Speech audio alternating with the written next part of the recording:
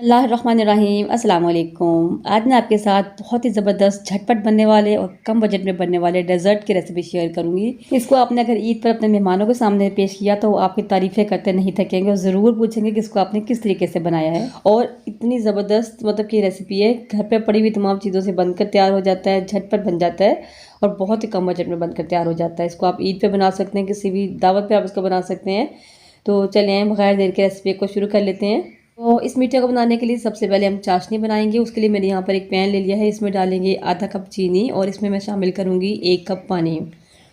ठीक है, अब मैंने इस रेसिपी को डबल बनाना है तो मैं यहाँ पर आधे कप से थोड़ी सी कम चीनी मज़ीद शामिल करूँगी और आधा कप पानी मज़ीद डालूँगी। अगर आपने जितनी रेसिपी मैं वीडियो में बना रही हूँ उतनी बनानी है तो फिर आपने चीनी आधा कप ही इसमें शामिल करनी है। थोड़ा सा इसको हिला लेंगे। चूल्हा मैंने नीचे ऑन कर लिया और इसको हमने बॉयल आने देना है। ठीक है, तो इसमें बॉइलिंग शुरू हो गई है। तो इसमें मैं थोड़ा सा कलर के लिए थोड़ा सा येलो फूड कलर डाल रही हूँ। बिल्कुल ऑप्शनल है, अगर आप डालना चाहते हैं तो डाल लें, बिल्कुल स्किप करना चाहते हैं तो बिल्कुल छोड़ भी सकते हैं। ठीक है, अब हमने चाशनी को इतनी देर पकाना है कि ये थोड़ी सी थिक हो जाए, बहुत ज़्यादा गाढ़ी ना हो, यानी 1 या 2 तार की नहीं बनानी। बस इसको आप उंगली में जब महसूस करेंगे थोड़ी सी चिपचिपी होनी चाहिए, ऐसी चाशनी हमें बनानी है। साथ ही मैं इसमें बिल्कुल फ्रेश कूटा हुआ ½ टीस्पून इलायची का पाउडर शामिल कर रही हूँ, अच्छे से टेस्ट के लिए, फ्लेवर के लिए। तो मिक्स कर लेंगे। तो चेक कर लेते हैं चाशनी हमारी कैसी है। जब ये बिल्कुल चिपचिपी सी आपको फील हो लेकिन तार इसमें ना बने तो बस चूल्हे को हम बंद कर देंगे, इसको हम साइड पे कर देंगे। टोटल जो है चाशनी को हमने तकरीबन 8 से 10 मिनट तक पकाया है। कवर करके रख देंगे ताकि ये थोड़ी सी गर्म ही रहे। ठीक है, नेक्स्ट स्टेप की तरफ चलते हैं। तो मैंने चूल्हे पर एक पैन और रख दिया है, इसमें डालेंगे 2 कप दूध। फुल फैट मिल्क मैं ले रही हूँ, यानी कच्चा दूध। आप कड़ा हुआ दूध भी ले सकते हैं, लेकिन कच्चे दूध से ही होता है कि थोड़ा टेस्ट ज़्यादा अच्छा आता है और आपकी जो डेज़र्ट है वो ज़्यादा अच्छा बनकर तैयार होता है। तो इसको हमने चूल्हा नीचे जला लेना है। इसमें मैं शामिल करूँगी 2 टेबलस्पून चीनी के। चीनी आप इससे ज़्यादा मत डालिएगा, बहुत मीठा हो जाएगा, क्योंकि हमने चाशनी का इस्तेमाल भी करना है आगे जाके। तो ये चीनी बिल्कुल परफेक्ट है। इसको मिक्स कर लेंगे और साथ ही मैंने यहाँ पर लिया है आधा कप दूध अलग से लिया है। इसमें हम डालेंगे 2 टेबलस्पून कॉर्नफ्लोर के भरकर। इसको अच्छे से मिक्स कर लेंगे ताकि इसमें कोई भी गुठली ना रहे और इसको मिक्स करके हम साइड पे कर देंगे। दूसरी साइड पे हमारा दूध जो है वो बॉइलिंग स्टार्ट हो चुकी है उसकी। इसको हिला लेंगे एक बार और जब इसमें बॉइलिंग स्टार्ट हो जाएगी तो ये जो कॉर्नफ्लोर वाला मिक्सचर हमने बनाया था ये हम इसमें शामिल कर देंगे और फ़ौरन से इसको हिला लेंगे, क्योंकि अगर आप फ़ौरन से नहीं हिलाएंगे तो इसमें गुठलियाँ बच जाएंगी। तो इसको मिक्स कर लेंगे। थोड़ी देर बाद थोड़ा सा पकने के बाद ही थिक हो जाएगा, जैसे इसको हीट मिलेगी। तो इसको अच्छे से मिक्स कर लें ताकि कोई भी इसमें गुठली ना बने, बिल्कुल स्मूथ सा जो है ना पेस्ट हमारे पास बनकर तैयार हो जाए। एक कस्टर्ड सा बन जाएगा ये। ठीक है जी, तो ये गाढ़ा हो चुका है। अच्छा, यहाँ पर मेरे पास अब ½ कप से भी आधी यानी कि 1/4 कप क्रीम है। कोई भी आप ले सकते हैं, ये ऑल पर्स की या मिल्क पैक की, या चाहें तो आप घर पर जो आपकी फ्रेश क्रीम होती है वो भी यूज़ कर सकते हैं। तो मैंने इसमें से कुछ डाल दी है और उसको मिक्स करेंगे। थोड़ी सी मैंने इसमें मज़ीद डाली है, थोड़ी सी मैंने बचा ली, मुझे ज़्यादा लग रही थी।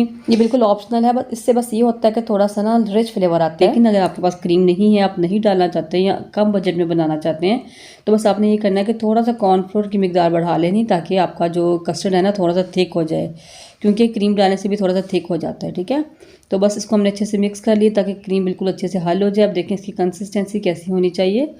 ये देखिए, बिल्कुल एक आप लाइन लगाएंगे तो ये आपस में जुड़ेगी नहीं और बिल्कुल जो ना ऊपर कोटिंग अच्छी से हो जाएगी। तो बस ये तैयार है। इसको भी हमने गर्म ही रखना है। साथ आप किसी को कह दें कि इसको हिलाते रहें, क्योंकि इसके ऊपर बलाई आ जाती है तो फिर क्या होता है, ये गुठलियाँ इसमें बन जाती हैं, लम्स बन जाती है। ठीक है, दूसरी साइड पे मैंने यहाँ पर ले लिया है रस्क। जी हाँ, तो हम इस मीठे को घर में पड़े हुए रस्क से बनाएंगे। घर में अक्सर ही रस्क सबके पास मौजूद होते हैं और अगर नहीं भी होते तो ये बहुत सस्ते से मिल जाते हैं।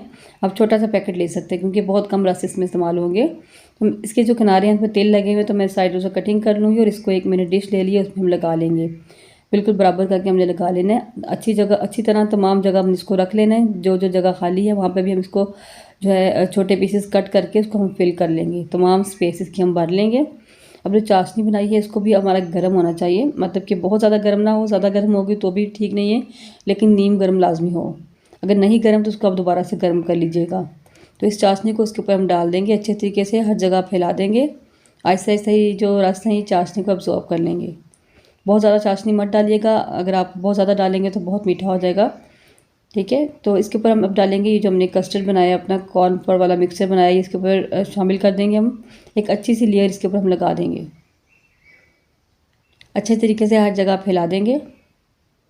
अगर आप इस रेसिपी को डबल करना चाहती हैं तो आप इसको डबल भी कर सकते हैं। बस अब तुमने तमाम चीज़ें आपने डबल कर लेनी है। अब बिल्कुल इसी तरीके से सेकंड स्टेप भी करेंगे, यानी सेकंड लेयर भी लगाएंगे। उसी तरह इसको चाशनी से कवर करने के बाद ऊपर मैंने कस्टर्ड डाला है और देख सकते हैं डालते डालते जो है एंड पे आके थिक हो गए, इसलिए आपने इसको गर्म ही डालना है। ठीक है, इसको ऊपर से अच्छे से लेवल कर लेंगे। उसको मैं रख दूँगी जो है फ्रिज में सेट होने के लिए। 2 से 3 घंटे में अच्छे से सेट हो जाएगा। ठीक है, तो अच्छी तरह ठंडा कर लें, उसके बाद उसको मैं आपको गार्निश करूँगी उसके बाद में। तो देखिए हमारा जो डेज़र्ट है ये अच्छे से सेट हो चुका है। तकरीबन 2-3 घंटे मैंने इसको फ्रिज में रखा था। अब इसके ऊपर मैं कुछ कटे हुए पिस्ते डाल दूँगी और कुछ बादाम डाल दूँगी। आप डालना चाहें तो डाल सकते हैं, नहीं तो उसको भी स्किप कर सकते हैं, या कोई से भी आप ऊपर गार्निशिंग के लिए कुछ भी आप डाल सकते हैं। चांदी का वर्क डाल लें, गुलाब की पत्तियाँ डाल लें, कुछ भी डाल लें। तो बस इसके ऊपर मैंने ये जो है नट्स डाल दिए। देखिए माशाल्लाह कितना ज़बरदस्त लग रहा है। इसको अब मैं कट करके भी दिखाती हूँ कि कितना माशाल्लाह ये देखने में कितना मज़े का और ये खाने में भी बहुत मज़े का है। तो बहुत इजीली कट हो जाता है, बहुत ज़बरदस्त अच्छे तरीके से सेट हो चुका है ये माशाल्लाह। तो देखिए आराम से हम निकालेंगे तो एक पीस हमारा आराम से निकल आएगा बिल्कुल माशाल्लाह। कितनी ज़बरदस्त जो है ना इसकी सेटिंग हुई हुई है और कितना ज़बरदस्त जो है ना इसका टेक्सचर बन चुका है माशाल्लाह। देखें तमाम चीज़ें आपने बिल्कुल इतनी ही डालनी है, ऐसे ही बनाना है जैसे मैंने आपको बताया। तो इंशाल्लाह बिल्कुल परफेक्ट रेसिपी बनकर तैयार होगी। तो इसको मैं आपको सर्व करके दिखाती हूँ, उसको मैं आपको तोड़ के भी दिखाती हूँ कि कितना मज़े का बना है। देखिए माशाल्लाह इसकी लुक चेक करें और देखिए माशाल्लाह कितना ज़बरदस्त है और खाने में इतना मज़े का, यकीन मानिए कि बिल्कुल हट कर एक नई रेसिपी है। आपके मेहमान आपसे ज़रूर पूछेंगे कि इसको आपने कैसे बनाया है। बहुत डिफरेंट सी रेसिपी है, बनाना भी बहुत आसान है, घर पर पड़ी हुई चीज़ों से बनकर तैयार हो जाता है। उम्मीद है आज की रेसिपी आपको ज़रूर पसंद आई होगी। पसंद आए तो लाइक करें, शेयर करें और चैनल पर नए हैं तो सब्सक्राइब करना मत भूलें। मुझे कहाँ कहाँ से देख रहे हैं मुझे कमेंट करके ज़रूर बताइएगा। मिलते हैं इंशाल्लाह नेक्स्ट वीडियो में। अपनी दुआ में मुझे ज़रूर याद रखिए। अल्लाह हाफिज़।